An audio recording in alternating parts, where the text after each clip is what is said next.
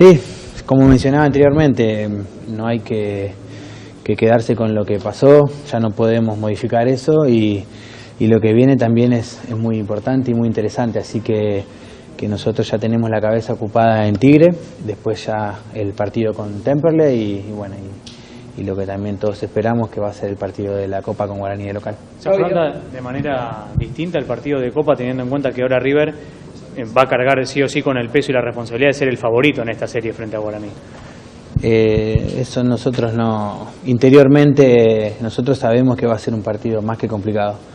Guaraní dejó afuera a dos candidatos a ganar la Copa como Racing y Corinthians, así que tiene todo nuestro respeto y sabemos que va a ser muy difícil. Bueno, primero nosotros estamos pensando en Tigre y en Temperley, no podemos mirar más allá, así que tenemos esos 6 puntos para ganarlos, para arrimarnos otra vez bien arriba en el torneo y después ya quedará tiempo para preparar el partido con Guaraní.